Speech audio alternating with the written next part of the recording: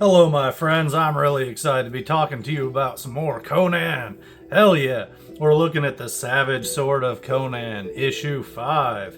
And I have been enjoying this series so much. I really hope this is picked up as an ongoing thing. Still not sure if it is or not, but man, I love this thing to death. We got this sick cover here. This is by Alex Horley, and it looks so awesome. This is the B cover, but I had to grab this if I could because we got that King Conan, that witch, all them dead bodies. Like, that's so cool. On the back, we got this preview for the next issue, too, which is the second part of this two-part King Conan story, and that looks really exciting. Hella cool. Although I do gotta say, they also mentioned that we're going to get Dark Agnes story in the next issue, which I'm excited about. That was one thing I did not like about this story, especially after the blowout of all the characters in the previous one, was that we only get Conan stories in this. We don't have any Cole, no Agnes, no nothing, no Solomon Kane. It's just all Conan. So that's not a bad thing, but I do like the variety when we're getting the anthology magazine format. We got several pinups in here. Really cool. There's a Tim Sale pinup in here that I'd never seen before, and of course he sadly passed away last year. But yeah, we got Tim Sale, Sadat Ozgen, hope I'm saying that right, and Marco Rudy. So that's cool. We get this great bit right here. That looks so good. And of course, I just flipped past it, but on the first page, we got that map there with our classic Conan introduction, and we got the advertisement for a novel. So that's fun. Got 3 short stories here. We get the main chunky one here, which is written by Jason Aaron and art by Geof Isherwood, and I enjoyed that thoroughly. We then get a tiny 2-page short story that's by Jim Zub and Roberto De La Torre, and that's the main Conan the Barbarian team, and that was really fun. I laughed out loud reading that one. I got the last page. I can't wait to get to it. And then the last story here, we have Conan Forged by Michael Kogge and artist Dan Parsons. And that one was pretty fun, but it was my least favorite of the 3. And here's me getting into a little bit of complaints. If you remember my first beef with this series on the initial issue was that the inking was printed too heavy and there's saturation. I couldn't see anything. And that seems to be the same with this issue. It's not as prominent in the main stories, but with the pinups, you can clearly tell they were done in color and they did not course correct or do any fiddling with how the print would come out, so it's just like super dark. But all the same, I am so happy to be able to see this Tim Sale pinup that I'd never seen before, and that's so sad that he passed. I love that guy. I met him back at WonderCon in like 2007 or 8. Only talked to him for like 5 minutes, but we had a good conversation. He was such a nice dude. And it was just a wonderful guy. But this story here that Jason Aaron did, I recall he did the Marvel series, I want to say, if I'm remembering right, and I didn't love that. I picked up a little bit, I read it, I didn't love it. I didn't end up liking it enough to get me to drive an hour out of town to go to the comic shop and grab it, especially since I was yeah. Anyhow, I won't go into a problem I was having with the retailer, but I stopped shopping there for a reason. And I didn't like the book enough to keep going back in there. But this story is so much fun. We have wonderful artwork in it. I like it a lot. And the whole premise is Conan's going out and he's meeting with this other king here of a kingdom, and they're rooting out witches. This witch has been charged with a lot of brutal stuff, and so they're going out to hunt her. But once they capture her, the dudes are wanting to just straight up execute her, and Conan ain't liking that. He wants her to have a trial, so to speak. He wants her to get her word in. I like this story because although it feels mildly preachy, I don't mind it too much, and the whole preachy message of it is civilized people are barbaric, and people who are looked at from the outside are a little bit more put together. And I would say that's a theme that's in pretty much all the Conan stories, so I ain't gonna argue with that. I just felt that intended possible messaging was done a little heavy-handedly, but I still enjoyed it. And we get a ton of action in it. The way it kicks off at the beginning, where he jumps into that witch's den and just goes mad, that was fantastic. And I love the stuff we get with those bears. Bears are so cool. I love it anytime an illustrator works in some cool pictures of some bears. I've also heard that illustrators really have trouble with, or it's a bit of a pain to do horses. So it's so cool seeing all these horses out here like it's nothing. They're just like, it's a thing. I dig it. This was a fun one. And it's meaty too. The thing I was trying to get to was I want to say I like this story better than what I read from the Marvel books. So I don't know if that's just him unrestrained.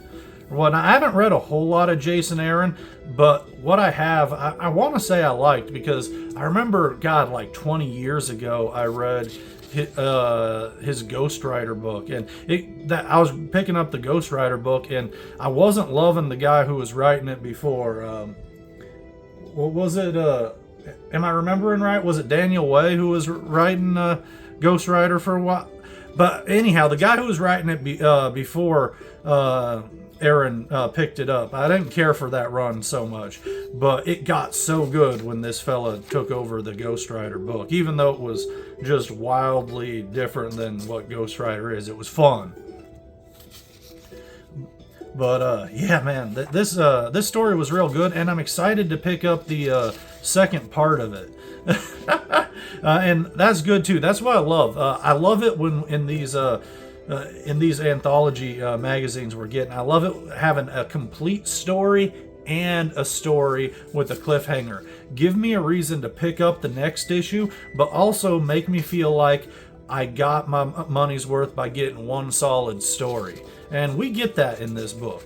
So I love that to death. Again, I was a little bit disappointed that there were only Conan stories in here and no other characters or features, but I really loved all the material we get in here. This bit here too I thought was brutal, with her casting the spell to make the guy fall in love with the fire.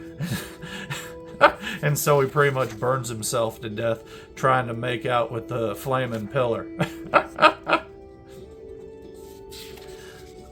Curious to see what's going on with this mean dude who we see unleash at the end of the issue, because we can see he is a savage, but he's going after these witchy ladies, and it's not like it's not like we come across people throwing around magic in these Conan stories and they're all sunshine and roses, you know. Usually somebody's doing otherworldly magical stuff. It's nefarious and no good. So I kind of am not leaning towards loving the witches anyway, but yeah, when you see a brutal scene like this, like, it's hard not to empathize with the witches and say, yeah, okay, I can see why you throwing out all them curses. But maybe they're doing that because you're throwing out all them curses. I don't know. It's a vicious cycle.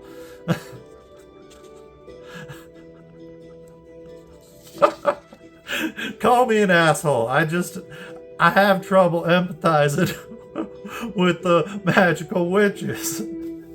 Because they're witches. But I get what they're going for.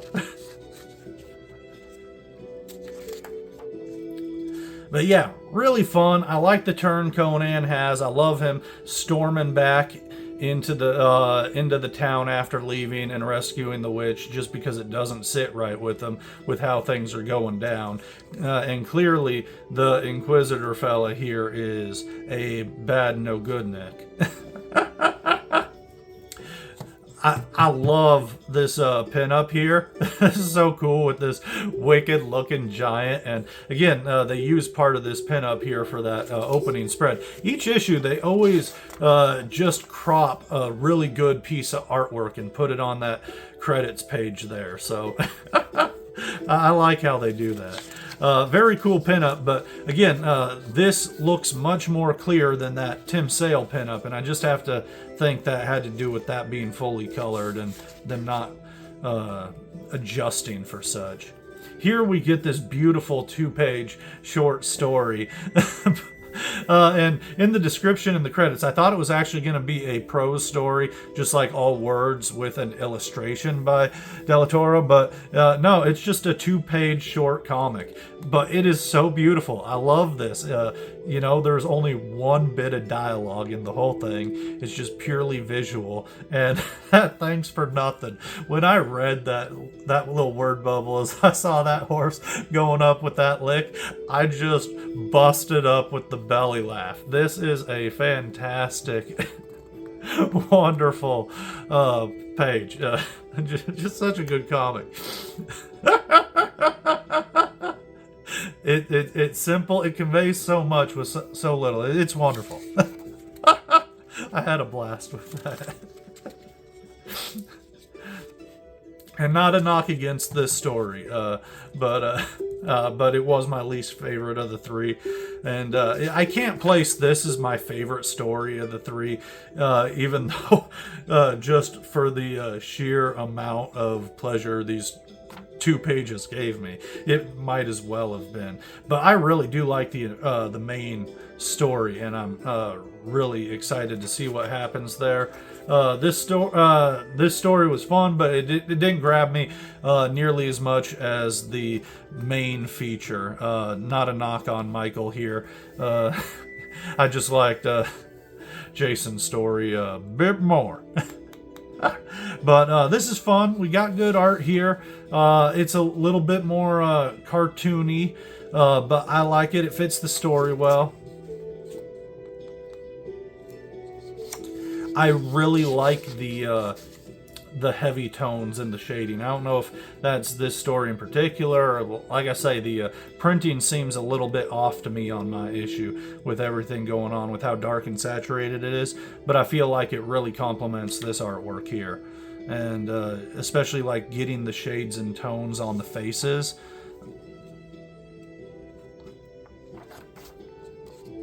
Like, yeah, you look at this and you look at the previous page, just all the shadows on the contours of the faces and the musculature, and even just the clothing there. Like, there's a good sense of light in this that I really like.